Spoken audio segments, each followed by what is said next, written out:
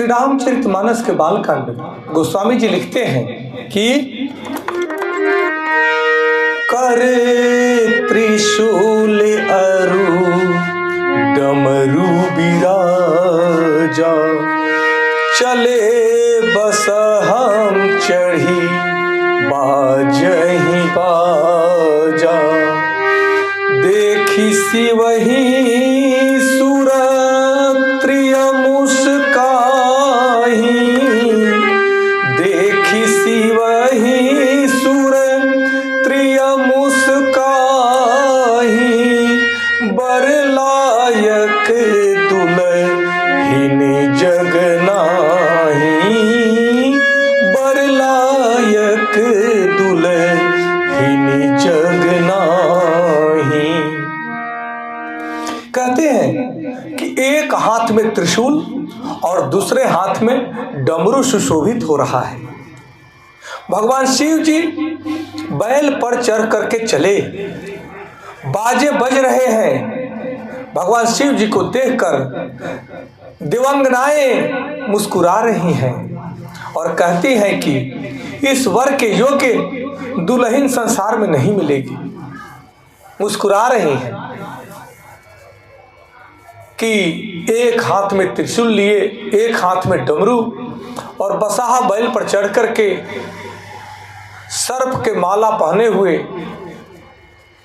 नरमुंडों का माला पहने हुए भगवान शिव चंद्रमा को धारण किए हुए, माँ गंगा को धारण किए हुए, जटा का मुकुट बनाए हुए भगवान शिव सर्प के कुंडल लेकर के चलते हैं।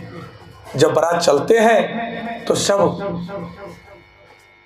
महिलाएं मुस्कुरा रही हैं और कहती हैं कि इस वर के योग्य इस संसार में दुल्हन नहीं मिलने वाली।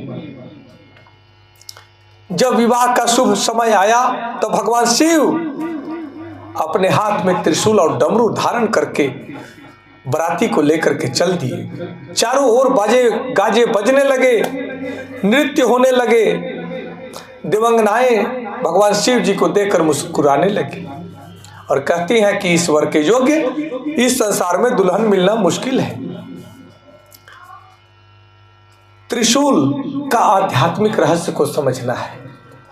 इस बारात को ऐसे ही नहीं, इस बारात में अद्भुत आध्यात्मिक रहस्य छुपा हुआ है जो हमारे और आपके जीवन को धन्य बनाना है।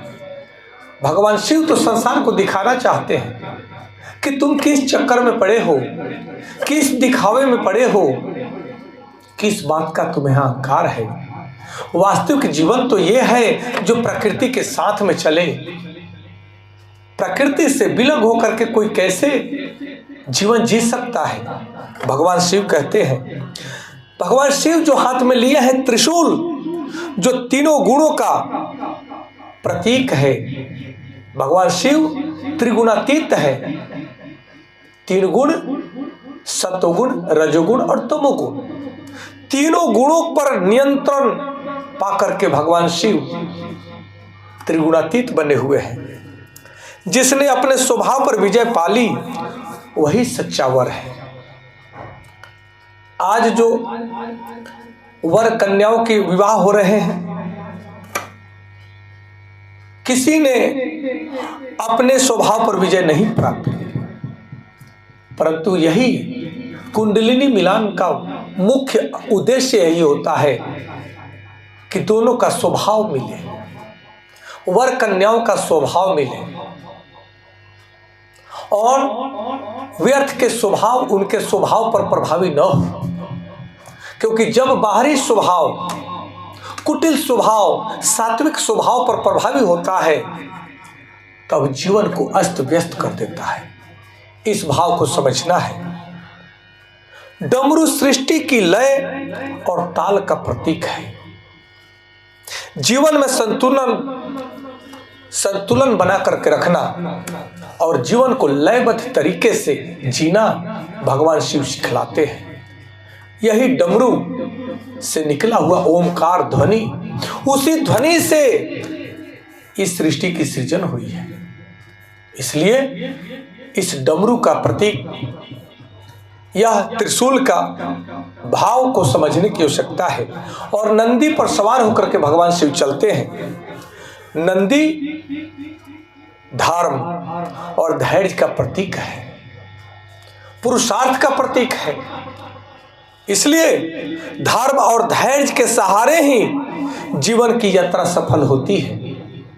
जिसने धैर्य खो दिया, जिसने अपना धर्म खो दिया, उसके जीवन का कोई अस्तित्व नहीं।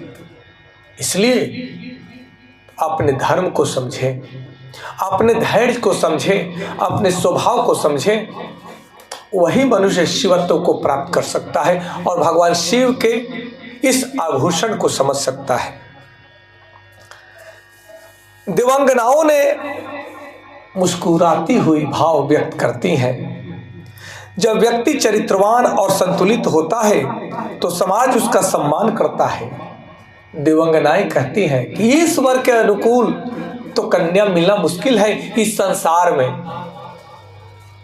साधारण व्यक्ति कहता है कि भगवान शिव ऐसे भेष बनाए थे कि सब लोग डर गए और उन पर हंस रहे, उनका उपहास कर रहे। नहीं, जो आध्यात्मिक रहस्य को समझने वाली दिवंगनाएं हैं, जो देवगण हैं, वे उस भाव को समझते हुए समझ रहे हैं कि यह बाहरी आडंबर, बाहरी दिखावा, बाहरी पोशाक, बाहरी मुखौटा कब तक, इसका कोई अस्तित्व नहीं है। चरित्रवान होना चाहिए, संतुलन व्यक्तित्व होना चाहिए।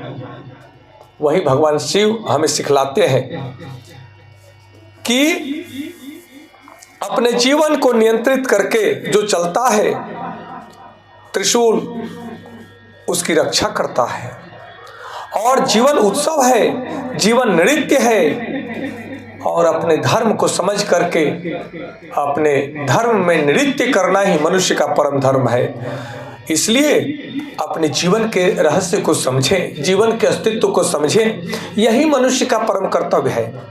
आज लोग बाहरी रूप दिखावे में, लोगों को प्रभावित करने में प्रभावित हो रहे हैं, बेचैन है कि मैं कैसे बड़ा दिखूं, मैं कैसे स्मार्ट दिखूं। वास्तविक स्मार्टनेस तो आपके अंदर से आती है। स्वस्थ शक्ति, स्वस्थ बल जिसके अंदर है, उसका चेहरा तो ऐसे ही दमकता रहता है। परंतु आज हमारी माताएं बहनें भी और पुरुष वर्ग भी अपने गड्ढे भरे स्वरूप पर, दाग भरे स्वरूप पर पीओपी लगा लेते हैं और पीओपी लगा करके एकदम से अपने चेहरे को चिकना बनाना चाहते हैं। यह कब तक? यह टिकाऊ नहीं है। यह तो मलहम है या मरहम है जो आप घाव पे लगाते हैं। वास्तविक सौंदर्य तो आपके आंतरिक शुद्धि में है, आंतरिक स्वास्थ्य में है।